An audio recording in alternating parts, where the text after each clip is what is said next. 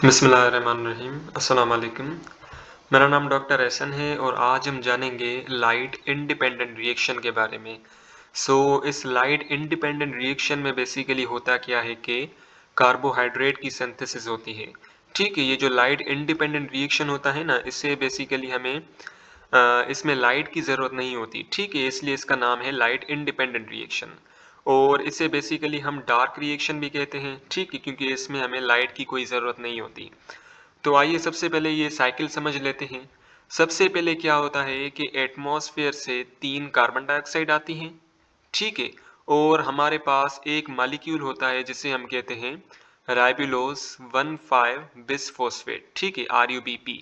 अब राइबुलोज जो है ना, हमें पता है ये एक कार्बोहाइड्रेट है जिसमें 5 कार्बन होती हैं। 1 2 3 4 5। ठीक है, राइबुलोज में क्या होते हैं, 5 कार्बन होती हैं। और RUBP का पूरा नाम क्या है, राइबुलोज 1,5 बिसफॉस्फेट। ठीक है, यहाँ पे बी और पी लिखा हुआ है ना, बी का मतलब बिस और पी का मतलब फॉस्फेट। इसका मतलब ये है कि राइबुलोज के पहले वाले कार्बन पे क्या है, फॉस्फेट ग्रुप अटैच्ड है, और इसके पांचवें वाले कार्बन पे भी क्या है, फॉस्फेट ग्रुप अटैच्ड है, जिसकी वजह से हम इसे कहते हैं राइबुलोज 1,5 बिसफॉस्फेट। बिस यानी कि दो, यानी कि दो फॉस्फेट अटैच्ड हैं इस राइबुलोज के साथ। ठीक है, एक फॉस्फेट जो है कार्बन नंबर 1 पे और दूसरा फॉस्फेट जो है कार्बन नंबर 5 पे। ठीक है, अब बेसिकली क्या होता है कि जब राइबुलोज 1,5 बिसफॉस्फेट जब कार्बन डाइऑक्साइड के साथ कंबाइन होती है। ठीक है, कार्बन डाइऑक्साइड में होती है एक कार्बन। ठीक है, और राइबुलोज में कितने हैं, 5 कार्बन। जब 1 और 5 आपस में मिलेंगे तो हमारे पास बनेगा 6 कार्बन कंटेनिंग मॉलिक्यूल। ठीक है, सबसे पहले बनता है 6 कार्बन कंटेनिंग मॉलिक्यूल, लेकिन वो जो है ना बहुत ही शॉर्ट लिव्ड होता है और वो जल्दी से टूट जाता है 3 कार्बन कंटेनिंग कंपाउंड में। ठीक है, वो बेसिकली टूट जाता है 3 कार्बन कंटेनिंग कंपाउंड में। वंस अगेन, राइबुलोज 1,5 बिसफॉस्फेट जो है ये 5 कार्बन कंटेनिंग कंपाउंड है और carbon dioxide 1 carbon containing compound है। जब ये आपस में मिलेंगे तो 6 कार्बन कंटेनिंग कंपाउंड बनेगा, लेकिन वो इंटरमीडिएट होता है, जल्दी से टूट जाता है 3 कार्बन कंटेनिंग कंपाउंड में। ठीक है, लेकिन अगर हमारे पास 3 मॉलिक्यूल हैं RUBP के, यानी कि राइबुलोज 1,5 बिसफॉस्फेट के, और 3 मॉलिक्यूल हैं कार्बन डाइऑक्साइड के, तो हमारे पास 3 मॉलिक्यूल ही बनेंगे 6 कार्बन कंटेनिंग राइबुलोज बिसफॉस्फेट के। ठीक है, लेकिन फिर वो क्या होगा, ये 3 मॉलिक्यूल जो है 6 कार्बन कंटेनिंग कंपाउंड के, ये भी टूट जाएंगे into 3 molecules of 3 carbon containing molecule and 3 molecules of 3 carbon containing molecule. यानी कि आसान भाषा में समझाई जाए तो ये जो 6 कार्बन कंटेनिंग कंपाउंड बना है, ये टूट जाएगा इनटू 3 कार्बन कंटेनिंग कंपाउंड में। ठीक है, अब इसके 3 मॉलिक्यूल हैं। ठीक है ना, इस 6 कार्बन कंटेनिंग कंपाउंड के तो 3 मॉलिक्यूल ही बनेंगे, यानी कि ओवरऑल कितने मॉलिक्यूल बन गए, 6 मॉलिक्यूल बन गए 3 कार्बन कंटेनिंग कंपाउंड के। ठीक है, सबसे पहले 3 मॉलिक्यूल बने 6 कार्बन कंटेनिंग कंपाउंड के, लेकिन 6 कार्बन कंटेनिंग कंपाउंड जो है ये शॉर्ट लिव्ड होता है, इंटरमीडिएट होता है, जल्दी से टूट जाता है इनटू 3 कार्बन कंटेनिंग कंपाउंड। ठीक है, ये भी 3 है और ये भी 3 है। ठीक है, 3 और 3 मिलके बन गए 6, तो 6 हमारे पास 3 कार्बन कंटेनिंग कंपाउंड बन गए। और ये 6 मॉलिक्यूल जो 3 कार्बन कंटेनिंग कंपाउंड के हैं, तो उस 3 कार्बन कंटेनिंग कंपाउंड का नाम क्या है, फोस्फोग्लिसरेट। ठीक है, इसका नाम क्या है, फोस्फोग्लिसरेट। ठीक है, जो जब 3 मॉलिक्यूल RUBP के, राइबुलोज 1,5 बिसफॉस्फेट के, और 3 मॉलिक्यूल कार्बन डाइऑक्साइड के, जब ये आपस में कंबाइन हुए by the help of Rubisco. ठीक है, रुबिस्को क्या है, रुबिस्को बेसिकली एक एंजाइम है। इसका पूरा नाम है राइबुलोज 1,5 बिसफॉस्फेट कार्बोक्सिलेज ऑक्सीजनेस। ठीक है, ribulose 1,5 bisphosphate carboxylase and oxygenase.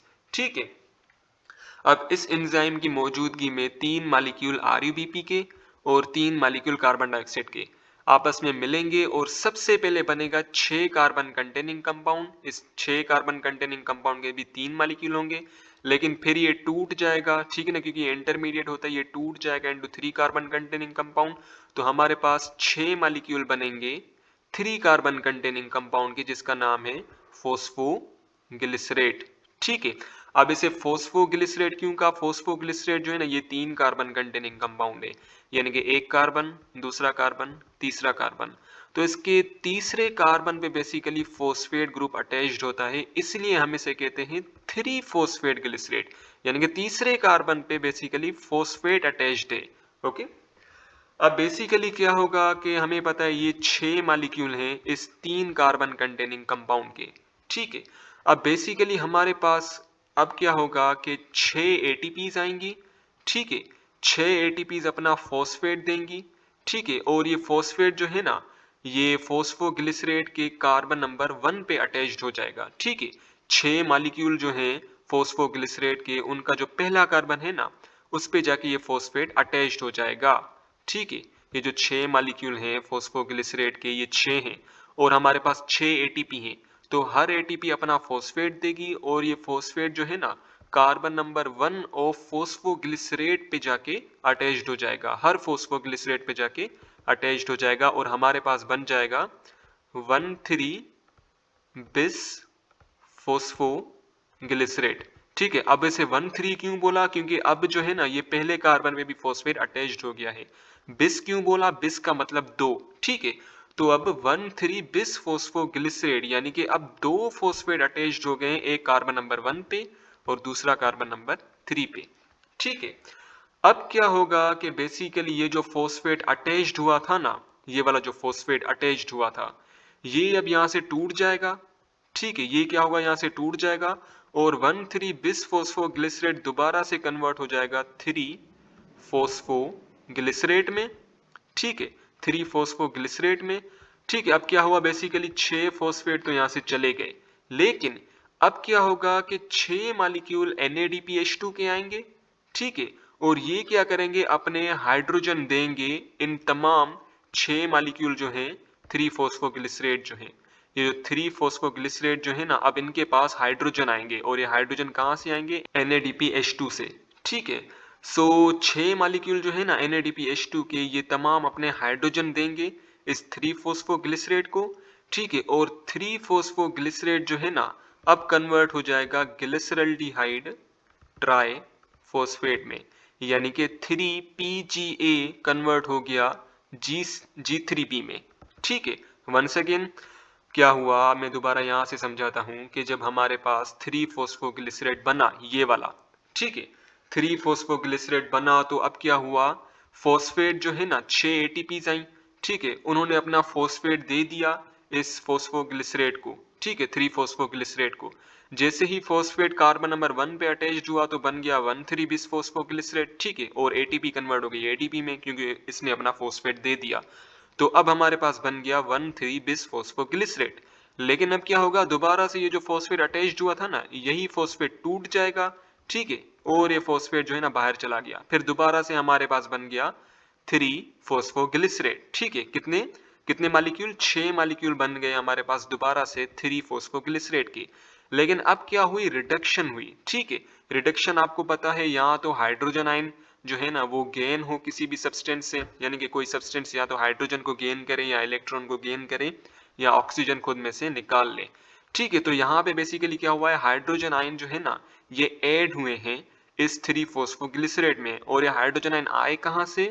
NADPH2 से आए हैं। ठीक है।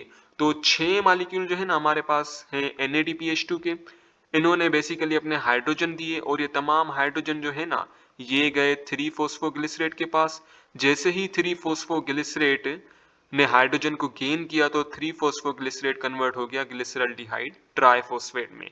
ठीक है। और ये NADPH2 कन्वर्ट हो गया NADP पॉजिटिव में। ठीक है। क्योंकि हाइड्रोजन तो इसने दे दिए। अब हमारे पास बन गया 6 मॉलिक्यूल G3P के, यानी कि ग्लिसरल्डिहाइड ट्राइफॉस्फेट। ठीक है। 6 मॉलिक्यूल बन गए ग्लिसरल्डिहाइड ट्राइफॉस्फेट के। तो अब इसमें से एक मॉलिक्यूल जो है ना ग्लिसरल्डिहाइड ट्राइफॉस्फेट का वो इस साइकिल से बाहर चला जाएगा। ये 3PGA नहीं है, यहाँ पे मिस्टेक है, ये बेसिकली है G3P। ठीक है। ये 1 मॉलिक्यूल है G3P का, ये यहाँ से चला गया और बाकी जो 5 मॉलिक्यूल है ना G3P के ये वापस इसी साइकिल में ही है। ठीक है। अब क्या होगा कि बेसिकली 3 फॉस्फेट फिर से ऐड होंगे इन ये जो 5 मॉलिक्यूल है G3P के। ठीक है। क्या होगा कि 3 एटीपीज आएंगी। ये अपना 3 फॉस्फेट देंगी और 3 एटीपीज 3 एटीपी में कन्वर्ट हो जाएंगी। ठीक है, ये 3 फॉस्फेट इस 5 मॉलिक्यूल ऑफ G3P को देंगी, तो हमारे पास दोबारा से बन जाएगा 3 मॉलिक्यूल ऑफ राइबिलोज 1,5 बिसफॉस्फेट। ठीक है, अब बेसिकली क्या हुआ कि एक G3P जो है ना, ये तो यहाँ बाहर चली गई, और ये जो G3P है इसके पास कितने कार्बन है? 3 कार्बन है। ठीक है, सही कह रहा हूँ ना? ये जो G3P है, ग्लिसरल्डिहाइड ट्राइफॉस्फेट, ये भी एक कार्बोहाइड्रेट है जिसके पास 3 कार्बन होते हैं। ठीक है, और तीसरे कार्बन पे बेसिकली फॉस्फेट भी होता है।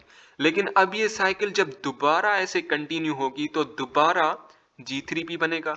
ठीक है, दोबारा G3P यहाँ पे आएगा, और जब दो G3P आएंगे यानी कि एक दोबारा 3 कार्बन कंटेनिंग कंपाउंड आ गया।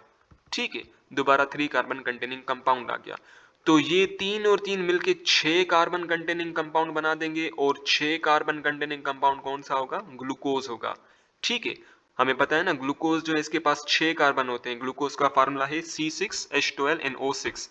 सो जब दो G3P आपस में मिलेंगे तो ये बेसिकली बना देंगे ग्लूकोज। ठीक है, अब यहाँ पे बताया गया है कि एक मॉलिक्यूल जब G3P का बनेगा तो ये बनाएगा हाफ मॉलिक्यूल ऑफ ग्लूकोज, लेकिन जब दो मॉलिक्यूल G3P के बनेंगे तो ये बनाएगा पूरा मॉलिक्यूल ग्लूकोज का। ठीक है, सो आइए अब इसको थोड़ा सा पढ़ लेते हैं।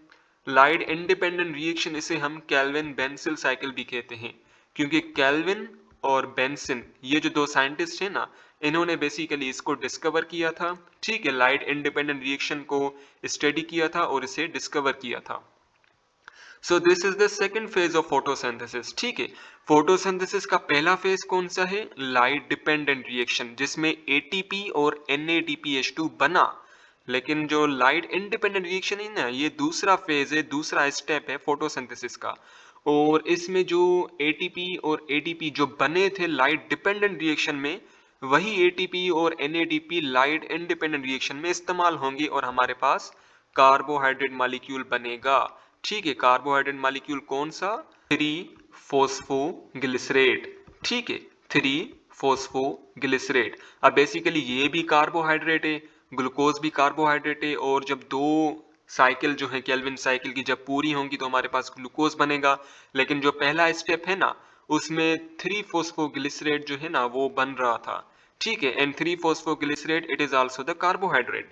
ठीक है, so it is form by fixing atmospheric carbon dioxide. ठीक है, अब बेसिकली कार्बोहाइड्रेट जो यहाँ पे प्रोड्यूस हुआ था, ये वाला three phosphoglycerate which is a carbohydrate, ये कैसे बना था? जब एटमॉस्फेयर से कार्बन डाइऑक्साइड आई थी और जब वो कंबाइन हुई थी 3 मॉलिक्यूल ऑफ राइबिलोज 1,5 बिसफॉस्फेट से, तो हमारे पास 3 कार्बन कंटेनिंग कार्बोहाइड्रेट बना था। ठीक है, और इसके 6 मॉलिक्यूल बने थे। Okay, so this part of photosynthesis do not require light energy directly. ठीक है, अब लाइट इंडिपेंडेंट रिएक्शन में हमें लाइट की कोई जरूरत नहीं होती, इसलिए इसका नाम है लाइट इंडिपेंडेंट, यानी कि लाइट, ये जो रिएक्शन है ना, ये लाइट इंडिपेंडेंट है, लाइट की कोई जरूरत नहीं होती। It requires chemical energy of ATP and NADPH2। ठीक है, अब बेसिकली जो ATP and NADPH2 light dependent reaction में बना था ना, वही यहाँ पे इस्तेमाल होगा। ठीक है, therefore it is light independent reaction or previously called dark reaction। Light independent reaction को हम डार्क रिएक्शन भी कहते हैं बिकॉज इसमें लाइट की कोई जरूरत नहीं होती। ठीक है, ये अंधेराई में भी, रात के अंधेराई में भी ये रिएक्शन हो रहा होता है। ठीक है, the detail of this phase were discovered by Melvin Kelvin and his colleague Benson, therefore it is called Kelvin-Benzil cycle। ठीक है, अब बेसिकली होता क्या है कि ये जो केल्विन है ना, केल्विन, ये साइंटिस्ट मेल्विन केल्विन, इसने और इसके जो कोलीग है यानी कि इसका जो पार्टनर है, इन दोनों ने क्या किया था कि इस जो जितने भी स्टेप्स हैं, ये जो लाइट इंडिपेंडेंट रिएक्शन के, इन तमाम स्टेप्स को स्टडी किया था, इनको डिस्कवर किया था। ठीक है, और ये पूरा जो रिएक्शन है ना, लाइट इंडिपेंडेंट रिएक्शन, ये हमें बताया था। Okay, during this cycle carbon dioxide is reduced to triose phosphate which is 3-phosphoglycerol और dihydroxyacetone phosphate। अब बेसिकली होता क्या है कि सबसे पहले कार्बन डाइऑक्साइड जो है ना, कार्बन डाइऑक्साइड ये कंबाइन होगी राइबिलोज 1,5 बिसफॉस्फेट से, और हमें कार्बोहाइड्रेट मिलेगा विच इज द ट्राइयोस फॉस्फेट। ठीक है, ट्राइयोस फॉस्फेट यानी कि 3 कार्बन कंटेनिंग कार्बोहाइड्रेट मिलेगा। ठीक है, जिसके तीसरे कार्बन पे फॉस्फेट ग्रुप अटैच्ड होगी। ठीक है, और ये कंपाउंड कौन सा है? 3PGA, 3 phosphoglycerate. ठीक है, आप इसे 3 फॉस्फोग्लिसरेट भी कह सकते हैं, 3 फॉस्फोग्लिसरोज भी कह सकते हैं, या आप इसे डाईहाइड्रोक्सी एसीटोन फॉस्फेट भी कह सकते हैं। ठीक है, बात एक ही है। And subsequently via other metabolic pathway to hexose, sucrose and starch। अब बेसिकली होता क्या है कि जब ये पूरी साइकिल कंटिन्यू हुई, ठीक है, तो इसमें हमें वन मॉलिक्यूल मिला G3P का। ठीक है, ये PGA नहीं है, ये बेसिकली है G3P। ठीक है, जब दो साइकिल होंगी, ठीक है, यानी कि जब ये साइकिल दोबारा कंटिन्यू होगी तो हमें दोबारा G3P मिलेगा, तब हमें दोबारा G3P मिलेगा। ठीक है, अब दो मॉलिक्यूल G3P के जो है ना, ये बनाएंगे वन मॉलिक्यूल ऑफ ग्लूकोज। ठीक है, और ग्लूकोज ग्लूकोज आपस में मिलके क्या बनाएंगे?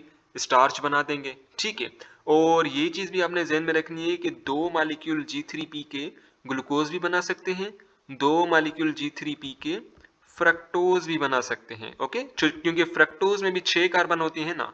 ठीक है, फ्रक्टोज में भी 6 कार्बन होते हैं, और G3P ये 3 कार्बन कंटेनिंग कंपाउंड है। जब दो मॉलिक्यूल G3P के मिलेंगे तो ये फ्रक्टोज भी बना सकते हैं और ग्लूकोज भी बना सकते हैं।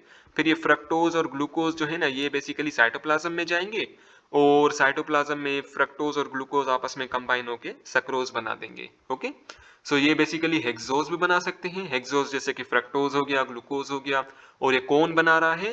दो मॉलिक्यूल G3P के बना रहे हैं, या तो ये सक्रोज बनाएंगे। ठीक है, यानी कि जो ग्लूकोज और फ्रक्टोज यहाँ पे बना, वही ग्लूकोज और फ्रक्टोज जाएंगे साइटोप्लाज्म में और मिलके सक्रोज बना देंगे।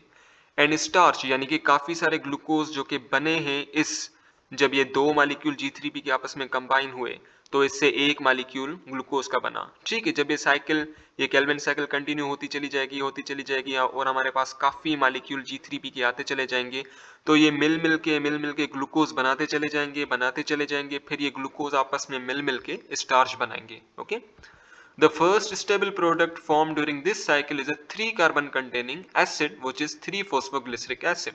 अब बेसिकली जो पहला प्रोडक्ट बन रहा है ना इस केल्विन साइकिल में, जब 3 मॉलिक्यूल कार्बन डाइऑक्साइड के और 3 मॉलिक्यूल राइबोलोज 1,5 बिसफॉस्फेट के जब आपस में कंबाइन होते हैं तो हमारे पास बनते हैं 6 molecule of 3 carbon containing compound which is called 3 phosphoglycerate, या आप इसे 3 फॉस्फोग्लिसरिक एसिड भी कह सकते हैं। ठीक है, और इस वजह से अब चूंकि 3 फॉस्फोग्लिसरिक एसिड ये 3 कार्बन कंटेनिंग कंपाउंड है, इसलिए हम केल्विन साइकिल को C3 साइकिल भी कहते हैं। C3 यानी कि 3 कार्बन, क्योंकि जो पहला प्रोडक्ट बन रहा है ना वो बेसिकली 3 कार्बन कंटेनिंग कंपाउंड है। Okay, and 3 phosphoglycerate abbreviated by 3PGA। ठीक है, आप 3 फॉस्फोग्लिसरिक एसिड को या 3 फॉस्फोग्लिसरेट को 3PGA करके लिख सकते हैं। Okay, and the plant which carry out this cycle only called C3 plant. ठीक है, और जिन प्लांट्स के अंदर ये केल्विन रिएक्शन होता है ना, ये केल्विन साइकिल होती है,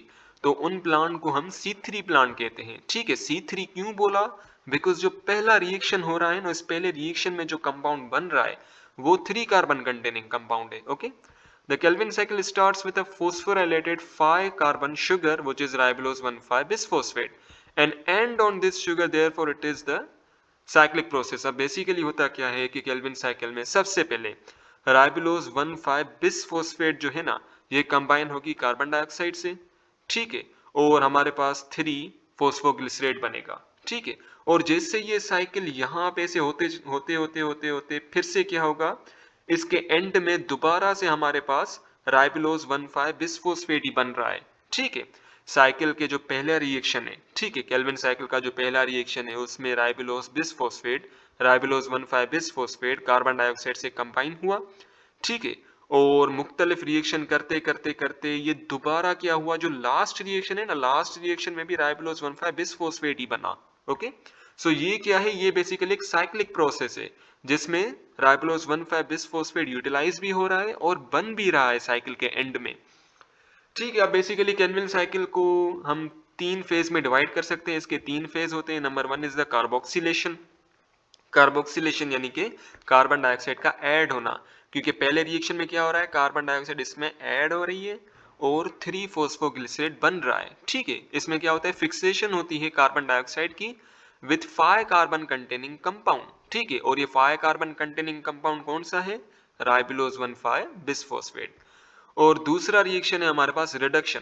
अब बेसिकली जो 6 मॉलिक्यूल हैं 3 कार्बन कंटेनिंग कंपाउंड के, विच इज द फोस्फोग्लिसरेट, 3 फोस्फोग्लिसरेट, जब ये कन्वर्ट हुआ था 1,3 बिस फोस्फोग्लिसरेट में, क्योंकि जब 6 एटीपीज जो है यूटिलाइज हुई, उन्होंने अपना 6 फोस्फेट इसको दे दिया था, तो 6 मॉलिक्यूल जो है 3 पीजीए के वो कन्वर्ट हो गए 6 मॉलिक्यूल ऑफ 1,3 बिस फोस्फोग्लिसरेट के, ठीक है।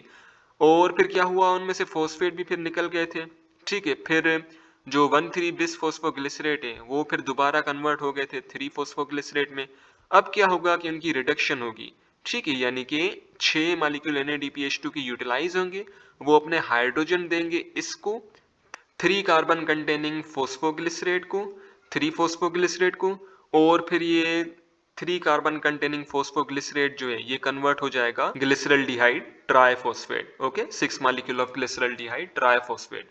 सो इस रिडक्शन में क्या होता है कि बेसिकली रिडक्शन होती है 3 कार्बन कंटेनिंग कंपाउंड की acid which is the 3 phosphoglyceric acid, ठीक है, इसकी बेसिकली क्या होती है, रिडक्शन होती है टू फॉर्म ट्रायोज, ठीक है। अब ट्रायोज बेसिकली हम कहते हैं 3 कार्बन कंटेनिंग कार्बोहाइड्रेट, और ये कौन सा बना, ठीक है, इस रिडक्शन के नतीजे में कौन सा 3 कार्बन कंटेनिंग कंपाउंड बना, ग्लिसरल्डिहाइड ट्राइफॉस्फेट, ठीक है। Then we have the regeneration, यानी कि दोबारा से ये जो राइबोलोज 1,5 बिसफॉस्फेट है ये दोबारा से क्या हुआ, रीजनरेट हुआ, ठीक है। We are reduced carbon utilized to regenerate 5 carbon sugar, ठीक है। अब इसमें बेसिकली क्या होगा कि ये जो कार्बन है ना, ग्लिसरल्डिहाइड ट्राइफॉस्फेट, ये जो कार्बोहाइड्रेट है जो कि रिडक्शन के नतीजे में बना था, अब इसी की वजह से, इसी की हेल्प से क्या होगा, दोबारा से 5 कार्बन कंटेनिंग राइबोलोज 1,5 बिसफॉस्फेट बनेगा, ठीक है। अब बारी बारी देख लेते हैं कि कार्बोक्सिलेशन में क्या होता है। This is the first and की स्टेप ऑफ केल्विन साइकिल, ठीक है ना, ये पहला स्टेप है कार्बोक्सिलेशन, और ये बेसिकली क्या है, की स्टेप है, यानी कि मोस्ट इंपॉर्टेंट रिएक्शन है हमारे पूरे केल्विन साइकिल का, जिसमें क्या होता है कि कार्बन डाइऑक्साइड जो है ना वो राइबोलोज 1,5 बिसफॉस्फेट, जिसको RuBP भी कहते हैं, उससे कंबाइन होगा, और सबसे पहले हमारे पास बनेगा 6 कार्बन कंटेनिंग कंपाउंड जो कि शॉर्ट लिव्ड होता है, ठीक है, ये इंटरमीडिएट कंपाउंड होता है, और फिर ये जल्दी से टूट जाता है into 2 molecules of 3 carbon containing compound which is the 3 phosphoglycerate, ठीक है।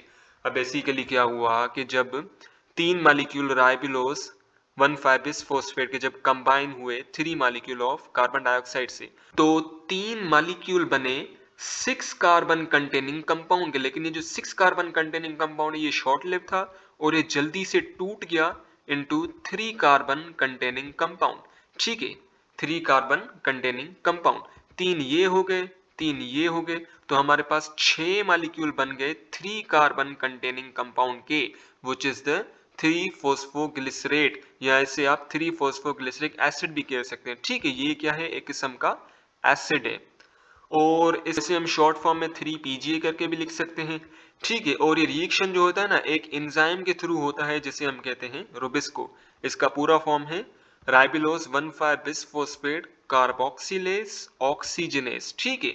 अब कार्बोक्सिलेज और ऑक्सीजनेस क्यों कहा, क्योंकि ये क्या कर सकता है, कार्बन डाइऑक्साइड को भी ऐड करवा सकता है, और ये क्या कर सकता है, ऑक्सीजन को भी ऐड करवा सकता है। वो डिपेंड करता है कि कार्बन डाइऑक्साइड की कंसंट्रेशन ज्यादा है या ऑक्सीजन की कंसंट्रेशन ज्यादा है। जब ऑक्सीजन की कंसंट्रेशन ज्यादा होगी, जब ऑक्सीजन की अमाउंट ज्यादा होगी ना, तो ये रुबिस्को क्या करेगा, ऑक्सीजन को ऐड करवा देगा कंपाउंड के साथ, लेकिन जब कार्बन डाइऑक्साइड की कंसंट्रेशन ज्यादा होगी तो ये कार्बन डाइऑक्साइड को ऐड कर देगा कंपाउंड के साथ, ओके। तो पहले रिएक्शन में 3 कार्बन जो है ना, 3 मॉलिक्यूल जो है कार्बन डाइऑक्साइड के, वो कंबाइन हुए 5 molecule of RuBP राइबोलोज 1,5 bisphosphate Rubisco enzyme की मौजूदगी में। तो सबसे पहले 6 कार्बन कंटेनिंग कंपाउंड बना, लेकिन फिर वो टूट गया इनटू 3 कार्बन कंटेनिंग कंपाउंड, और 3 कार्बन कंटेनिंग कंपाउंड के 6 मॉलिक्यूल्स बने, okay. Then we have the reduction, ठीक है। अब बेसिकली रिडक्शन में क्या हुआ कि जो 3 फोस्फोग्लिसरेट है वो पहले कन्वर्ट हुआ 1,3 बिस फोस्फोग्लिसरेट में, क्योंकि एटीपी ने क्या दिया, अपना फॉस्फेट उसको दिया, लेकिन फिर से फॉस्फेट जो है इससे ले लिया गया, फॉस्फेट जो है इससे रिमूव हो गया, तो 1,3 बिस फोस्फोग्लिसरेट फोस्फोग्लिसरेट में कन्वर्ट हो गया, ठीक है, 3 फोस्फोग्लिसरेट में कन्वर्ट हो गया। लेकिन अब 3 फोस्फोग्लिसरेट की रिडक्शन हुई और इस रिडक्शन के नतीजे में वो कन्वर्ट हो गया इनटू ग्लिसरल्डिहाइड ट्राइफॉस्फेट, ठीक है। So this phase comprise of series of reaction. Simply during this phase 3 phosphoglycerate reduce to glycerate 1,3 bisphosphate, ठीक है। ग्लिसरेट 1,3 बिसफॉस्फेट कह लें या 1,3 बिसफॉस्फोग्लिसरेट कह लें, बात एक ही है, ठीक है। By using ATP from light reaction and then to triose phosphate by oxidation of NADPH2 from light reaction। अब सिंपली यह कहा जा रहा है कि जब 3 फोस्फोग्लिसरेट जो है उसने क्या किया, फोस्फेट को गेन किया, ठीक है, और वो कन्वर्ट हो गया 1,3 बिस फोस्फोग्लिसरेट में, ठीक है, 1,3 बिस फोस्फोग्लिसरेट में या ग्लिसरेट 1,3 बिस फोस्फेट, बात एक ही है, ठीक है। लेकिन बाद में क्या हुआ कि इसी से ही फोस्फेट ले लिए गए और ग्लिसरेट 1,3 बिसफॉस्फेट दोबारा से कन्वर्ट हो गया फोस्फो 3 फोस्फोग्लिसरेट में। अब 3 फोस्फोग्लिसरेट जो है ना, इसकी होगी रिडक्शन, इससे मिलेंगे हाइड्रोजन और ये हाइड्रोजन कहाँ से आएंगे, NADPH2 से आएंगे। और NADPH2 कहाँ बना था, लाइट रिएक्शन में, लाइट डिपेंडेंट रिएक्शन में बना था, ठीक है। और हमारे पास अल्टीमेटली क्या बन जाएगा, ग्लिसरल्डिहाइड ट्राइफॉस्फेट, ठीक है। These triphosphate are phosphate and 3 phosphoglyceraldehyde 3PGA, ठीक है। अब बेसिकली क्या होता है कि 3 फोस्फोग्लिसरल्डिहाइड कह लें या ग्लिसरल्डिहाइड 3 फोस्फेट या ग्लिसरल्डिहाइड ट्राइफॉस्फेट कह लें, बात एक ही है। यहाँ पे जो लिखा हुआ है ना 3PGA1, ठीक है, या तो ऐसे करके लिख लें या तो ग्लिसरल्डिहाइड ट्राइफॉस्फेट ऐसे करके लिख लें, ठीक है। अब बेसिकली क्या हुआ कि जब 6 molecule of 3 carbon containing compound PGA फोस्फोग्लिसरेट के 6 मॉलिक्यूल NADPH2 के और 6 मॉलिक्यूल ATP के जब ये आपस में कंबाइन होंगे तो हमारे पास बन जाएंगे 6 मॉलिक्यूल ग्लिसरल्डिहाइड ट्राइफॉस्फेट के, ठीक है, या 3 फोस्फोग्लिसरल्डिहाइड, बात एक ही है। और 6 मॉलिक्यूल NADP के मिल जाएंगे, 6 मॉलिक्यूल ATP के मिल जाएंगे और ये 6 फॉस्फेट रिलीज हो जाएंगे, ठीक है। यानी कि सिंपली यहाँ कहा जा रहा है कि जब 6 मॉलिक्यूल 3 फोस्फोग्लिसरेट के सबसे पहले इनकी हुई फोस्फोराइलेशन, यानी कि सबसे पहले फॉस्फेट जो है ना इनमें ऐड हुआ, ये कन्वर्ट हो गए 1,3 बिस फोस्फोग्लिसरेट में। लेकिन उसके बाद क्या हुआ, फॉस्फेट जो इनसे निकाल लिए गए, ठीक है, ये फॉस्फेट यहाँ पे 6 फॉस्फेट इनमें से निकाल लिए गए और फिर अब इनमें हाइड्रोजन डाल दिया गया और ये हाइड्रोजन कहाँ से आया, NADPH2 से आया, ठीक है।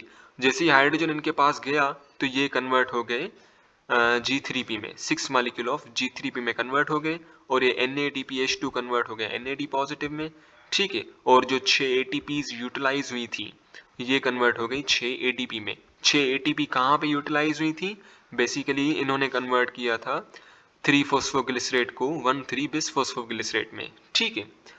Now third reaction which is the regeneration, इसमें क्या होता है कि दोबारा से जो 5 कार्बन कंटेनिंग कंपाउंड है ना, राइबोलोज 1,5 बिस फॉस्फेट, वो दोबारा से क्या होता है, रीजनरेट होता है। So many carbon rearrangement take place during this phase. 5 molecule of triose sugar is 3 linked C3 cycle rearranged to reform 3 molecule of 5 carbon sugar। अब बेसिकली बताया जा रहा है कि इस रिएक्शन में, इस केल्विन साइकिल में क्या होगा कि जब ये जो 5 मॉलिक्यूल हैं G3P के, ठीक है, 5 मॉलिक्यूल ये वाले 5 मॉलिक्यूल G3P के, अब इनके साथ जो है ना 3 फॉस्फेट ग्रुप ऐड होंगे। 3 फॉस्फेट ग्रुप कहाँ से आए, 3 ATP से आए, ठीक है ना। 3 ATP ने 3 फॉस्फेट ग्रुप दिए इस 5 मॉलिक्यूल ऑफ G3P को और हमारे पास 3 मॉलिक्यूल ऑफ राइबोलोज 1,5 बिसफॉस्फेट बन गया, ठीक है।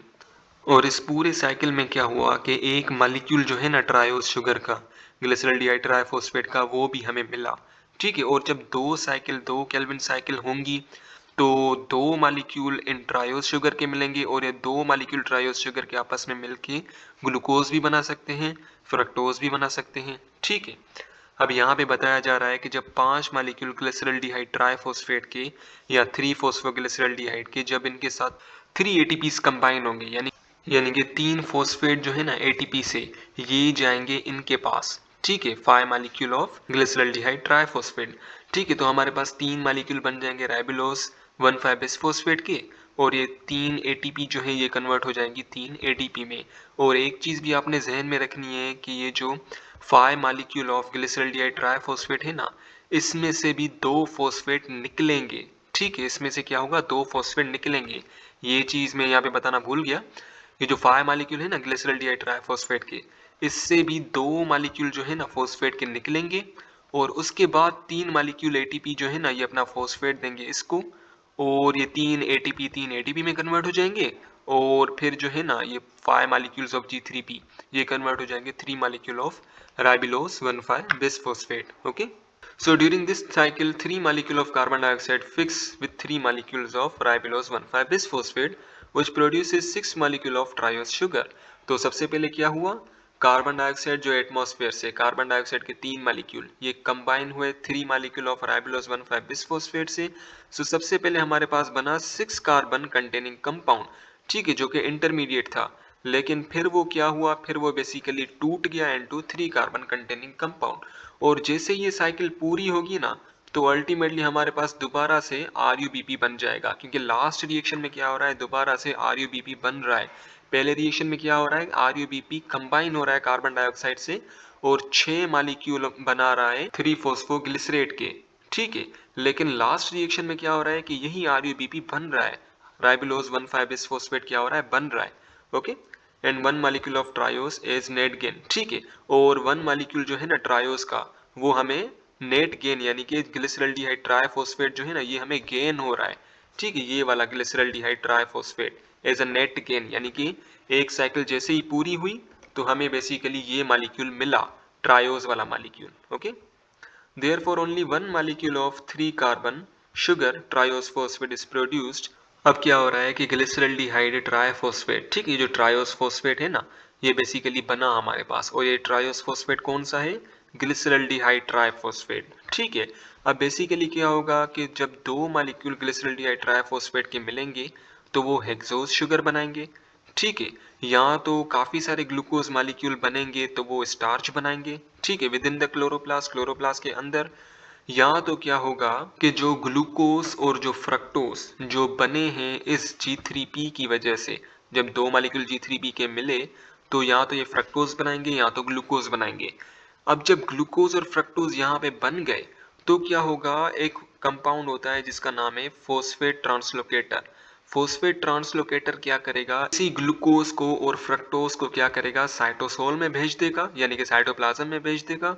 और साइटोप्लाज्म के अंदर क्या होगा, यही ग्लूकोज और फ्रक्टोज आपस में मिलेंगे तो सक्रोज बनेगा। ओके, सो ओवरऑल बात की जाए तो केल्विन साइकिल के अंदर 9 मॉलिक्यूल जो है ना एटीपी के वो कंज्यूम हुए। 9 मॉलिक्यूल कहाँ से, 6 मॉलिक्यूल यहाँ, ठीक है, 6 मॉलिक्यूल एटीपी के यहाँ आ गए और 3 मॉलिक्यूल एटीपी के यहाँ पे आ गए, ठीक है। तो 9 मॉलिक्यूल एटीपी के बन गए, यानी कि 9 मॉलिक्यूल एटीपी के यूटिलाइज हुए एंड 6 मॉलिक्यूल ऑफ NADPH2, ठीक है। 6 मॉलिक्यूल NADPH2 के वो भी यूटिलाइज हुए। 6 मॉलिक्यूल कहाँ पे, ये दूसरे स्टेप में, रिडक्शन वाले स्टेज में। Okay, now let's come to this chart। Rubisco an enzyme which function as carboxylase as well as oxygenase, ठीक है। Rubisco जो है ना ये बेसिकली एक एंजाइम है, इसका पूरा फॉर्म है राइबोलोज 1,5 बिसफॉस्फेट कार्बोक्सिलेज ऑक्सीजनेस, यानी कि ये क्या कर सकता है, कार्बन डाइऑक्साइड को भी ऐड करवा सकता है या ऑक्सीजन को भी ऐड करवा सकता है, ठीक है।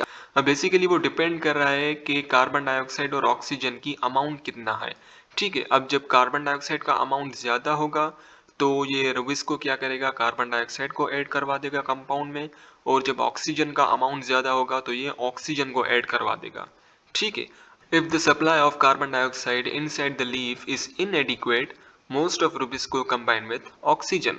अब बेसिकली यहाँ कहा जा रहा है कि जब लीव्स के अंदर, ठीक है, लीव्स के अंदर जब क्या होगा, कार्बन डाइऑक्साइड की कंसंट्रेशन क्या होगी, कम होगी, ठीक है। कार्बन डाइऑक्साइड की अमाउंट क्या है, बहुत ही कम है लीव के अंदर।